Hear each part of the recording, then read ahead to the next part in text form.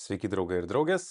30 skyrius transporto priemonių reikalavimai. Eisme dalyvaujanti transporto priemonė turi atitikti nustatytus techninius reikalavimus, kurie taikomi Lietuvos Respublikos atliekant privalomąją techninę apžiūrą. Tai žodžiu, jeigu gatvė važiuojat, kai praėjo technikinė, viskas jūsų automobiliui buvo gerai, tai toks jis visą laiką turi ir išlikti. Jeigu kažkokie trūkumai atsirado, jūs turit remontuoti. Lietuvos Respublikoje viešame eisme leidžiama dalyvauti tik techniškai tvarkingoms motorinėms transporto priemonėms ir priekaboms, išskyrus taisyklėse nurodytus atvejus. Vieną parą dalyvauti viešame eisme nustatyta tvarka ir tik Lietuvos Respublikos teritorijoje leidžiama laikinaisiais valstybinio numerio ženklais paženklintoms motorinėms transporto priemonėms ir priekaboms, kurių savininkai yra apsidraudę privalomuoju draudimu ir sumokėję valstybės nustatytus su transporto priemonė ar jos dalyvavimu viešame eisme susijusius mokesčius. Tai reiškia, kai jūs, pavyzdžiui, nusipirkot automobilį ten iš užsienio ir panašiai, tai jums atvažiuoja automobilis be numerio ir jūs užsideda tokius raudonus numerius laikinus, tai vad galit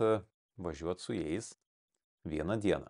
Na, tai čia tas automobilis kaip ir dar nėra techniškai tvarkingas, nėra patikrintas, neaišku, ar jis yra techniškai tvarkingas. Na, jis turėtų dalyvauti eisme, būdamas techniškai tvarkingas, bet nuvažiavęs iki techninės apžiūros centro, jis turi tokią teisę nuvažiuoti ir ten pasitikrinti savo techninį automobilio stovį ir gauti dokumentą. Šiaip techninio apžiūrų centre nuvažiavus patikrinti automobilį, jeigu nėra nustatoma kritinių trūkumų, tai tada jums išduoda ne žalią, o baltą lapą, kuris galioja mėnesį laiko. Ir su juo galite važiuoti iki servizo, ten tvarkytis, jeigu reikia ten kažkur vėl pervažiuoti į kitą servizą ir dabaigti jį susiremontuoti ir tada pakartotinai važiuoti dar kartą į techninės apžiūros centrą pasitikrinti savo automobilį. Tada, kai patikrinat jį ir jeigu viskas jau gerai, nėra nekritinių trūkumų, išduoda jums žalią dokumentą, kuris galioja automobiliams 2 metus, jeigu naujas automobilis 3 metus, autobusui 6 mėnesius, o sunkvežimiui metus. Kiekviena motorinė transporto priemonė, traktorius, savaeigė mašina, priekaba turi būti su tam tikroje vietoje, vertikalioje plokštumoje, pritvirtintais, registruojant jai priskirtais valstybinių numerio ženklais. Na, tai reiškia, kad negalima važinėtis be valstybinių numerio ženklų. Dalyvauti viešame eisme Lietuvos Respublikoje leidžiama nustatyta tvarka įregistruoto motorinėms transporto priemonėms ir priekaba. Ką reiškia įregistruota? Tai kad tas automobilis nuvažiavo į regitrą ir buvo užregistruotas ir gavo registracijos liudijimą. Čia matosi, kas yra savininkas to automobilio duomenys, masės, kilogramai, variklio duomenys ir kita svarbi su automobiliu ir jo registracija susijusi informacija. Kad dalyvauti viešame eisme, automobilis turi turėti ir kurių privalomoji techninė apžiūra atlikta ir galioja. Įskaitant transporto priemonės turinčias leidimą nuvykti į transporto priemonių techninės apžiūros įmonę, atlikti privalomosios apžiūros. Truputėlį apie tą noriu papasakoti. Tai tiesiog Google, kai prašom leidimas nuvykti į apžiūrą, tai sakykime, tas žalias lapas technikinis yra jums pasibaigęs ir realiai su juo viešam eisme nebegalima dalyvauti. Tada turėtumėt kviesti ralą, kuris užsikelia jūsų mašiną ir nuveža į techninę apžiūrą. Bet yra sudaryta tokia galimybė.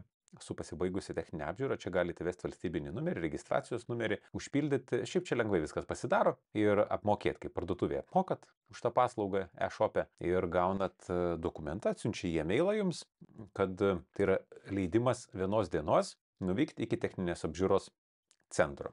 Na, kiti, kai reikia tą mašiną pervaryti kažkur, jie nenori technikinės varyti, bet nori pasinaudoti tą galimybę, tai irgi tą patį dalyką padaro. Išsiema tą vienai dienai, ten kažkur per miestą pervažiuoja ir tada netgi be techninės apžiūros gali tą vieną dieną tą dalyką padaryti. Čia kai kalbam apie tą dokumentą žalią, kurį gauna techninės apžiūros centre, kad jūsų transporto priemonė techniškai tvarkinga, jis irgi tas dalykas būtinas, kad dalyvauti viešame eisme. Taip pat, kad dalyvauti viešame eisme, jums yra reikalingas valytojai yra apsidraudę privalomuoju draudimu. Tai privalomasis draudimas maždaug taip atrodo ir jį tiesiog apsidraudžia draudime, kaip ir kalbėjau. Tai yra, kad jūs, jeigu padarysit kitiems žalą, tai tas draudimas jiems atlygins. Ir taip pat, kad dalyvauti turit būti sumokėję valstybės nustatytus su transporto priemonė ar jos dalyvavimu viešame eisme susijusius mokesčius. Koks tai mokestis galėtų būti? Pavyzdžiui, sunkvežimiai turi būti transporto priemonių, ten kažkokį taršos ar kažkokį mokestį susimokėję. Ir priekabos, ir sunkvežimiai. Tai realiai to žalio lapo net techniniai apžiūroj negauni, jeigu nėra sumokėtas valstybiniai mokesčių inspekcijai, tas mokestis būtent tų didelių transporto priemonių mokesčių. Viešajame eisme dalyvaujančių motorinių transporto priemonių priekabų, reikiamą techninę būklę, apie kurią kalbėjom, jos registravimą transporto priemonės ir privalomąjį draudimą. Na, tai kai automobilis važiuoja viešame eisme, jis turi visą sąlygas atitikti, užtikrina transporto priemonės valdytojas. Yra teste šitie klausimai apie valdytoją. Tai valdytojas nebūtinai savininkas, ne, ir ne vairuotojas. Tai valdytojas yra tas asmuo, gali būti sudaryta nuomos sutartis, pavyzdžiui, tada valdytojų tampa jau kitas asmuo, arba juridinis, arba fizinis asmuo. Ir valdytojas atsako už reikiamą techninę būklę, už registravimą ir privalomą draudimą. Bet vairuotojas, jeigu netitinka kažkokių reikalavimų transporto priemonė, važiuoti negali. Tai jis tada turėtų savo darbdaviui, valdytojui pranešti, kad jūsų transporto priemonė pasibaigė techninė apžiūra, aš su automobiliu važiuoti negaliu. Nes jeigu jis jau išvažiuos, tai tada jau jo atsakomybė bus. Jūs jau matėte 50% KET pamokos. Visas ir pilnas KET pamokas rasite vairavimoegzaminai.lt. vairavimoegzaminai.lt.